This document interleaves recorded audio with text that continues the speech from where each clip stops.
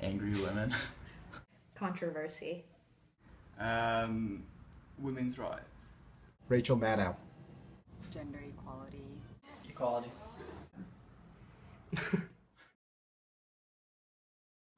No. Yes. I think I'm a feminist because I feel like women deserve rights. I feel like we should be treated just as equally as men. No. Because I believe that men and women are treated equal. I do consider myself a feminist. I think there are a lot of different definitions of feminism, so sometimes I'm hesitant to, advertise that fact, but I think I am a feminist. No. Probably not the traditional kind, but I do think that gender stereotypes are sometimes a little too far. Yes, because I believe that everyone deserves to be treated equally and that everyone should be able to live in a similar manner without their gender changing how they're viewed by others. No. I think I believe in women's rights, but I wouldn't say that I actively push it on people as a feminist.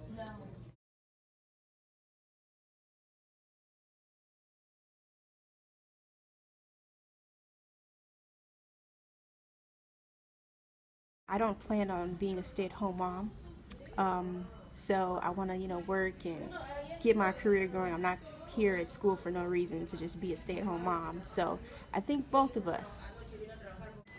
My wife. Ideally, I would like both me and my husband to split the time evenly between our jobs and raising the kids so that they get to know both parents equally. Both work and raise the kids together. We do it equally, so we both work and both raise the kids together. Feminism, an 8-letter word that has been the root of widespread controversy. People have their own ideas of the feminist movement and what it means to be a feminist, but there never seems to be a cohesive understanding of what feminism truly is. Some people, such as British author and award-winning journalist Caitlin Moran, argue that if you're a woman, you're automatically a feminist. Others will argue against this statement. There is nothing inherently bad about the word feminism, but it is no secret that the word is often associated with a negative connotation. In order to understand why this occurs, this video will explore the ways in which the sociological concepts of socialization, gender roles, deviance, and the power and influence of the media affect the feminist movement in modern society. Socialization is the process by which individuals internalize the values, beliefs, and norms of a given society and learn to function as a member of that society. There are a plethora of agents of socialization in society today, including families, schools, peers, and social media. The process of socialization begins at birth, especially in regards to gender.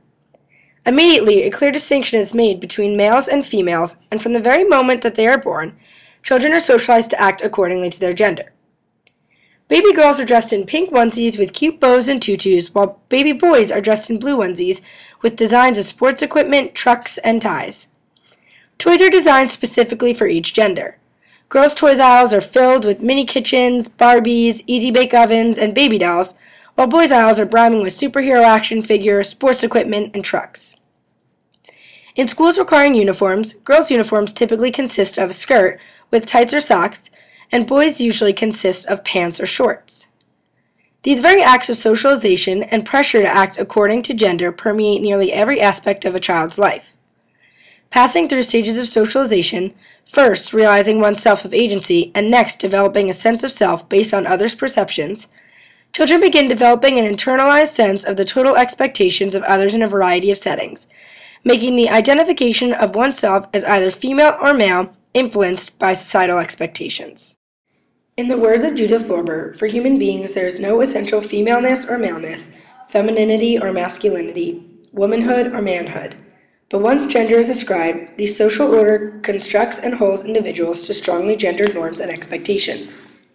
Therefore, it is clear to see that the process of socialization, not biology, is largely responsible for creating such distinct differences in gender and therefore affecting gender roles. Throughout history, women's roles in society generally did not include positions outside of the home, limiting them to cleaning, cooking, and taking care of children. Educational institutions prepared women for the homemaking track by providing female students with classes focused on home economics.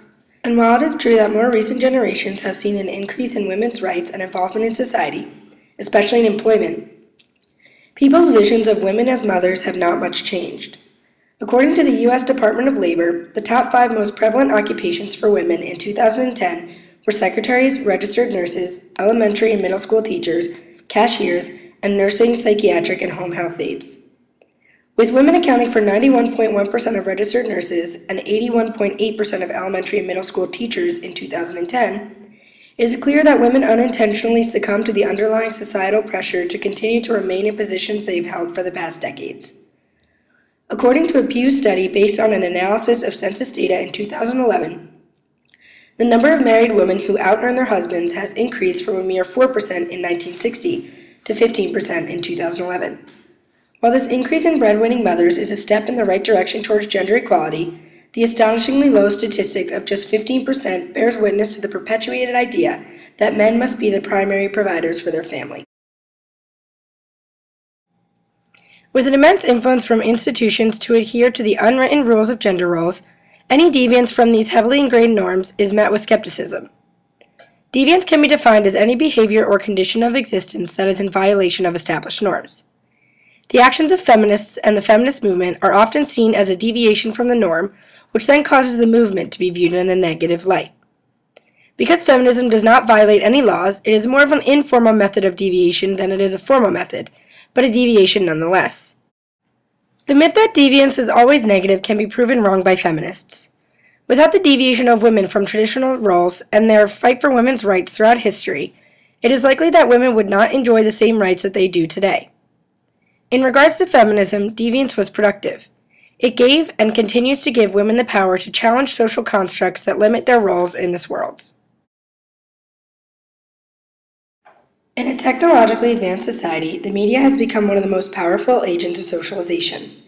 The media has the power to control what people see and therefore manifestly and latently impose certain ideals and views on citizens. In an industry where television leadership ranks are made up of only 26% women, it is easy to see how the portrayal of any form of an anti-patriarchal movement would not be a positive one. This patriarchal hegemony often results in feminism being shown at its most extreme, which then causes the misconception that all acts of feminism are radical and filled with hatred. Some argue that publicity is publicity. However, it is easy to see why this type of negative publicity and the stereotypes that accompany it would prevent people from vocalizing their support of the feminist cause. With stereotypes such as these, it is easy to see why any individual would be fearful to voice their support of the feminist cause or even identify themselves as a feminist. Quite honestly, when I first decided to do this project, I was extremely hesitant about conducting student interviews with boys about feminism because I was afraid they would make unfair assumptions about me. I realized, however, that the entire purpose for creating this project was to prove wrong the stereotypes that feminists are man-hating, angry, and radical women. I wanted to make people realize that feminism surrounds our daily lives, especially at Trinity College, but because it does not appear the way it does on television, it's often overlooked.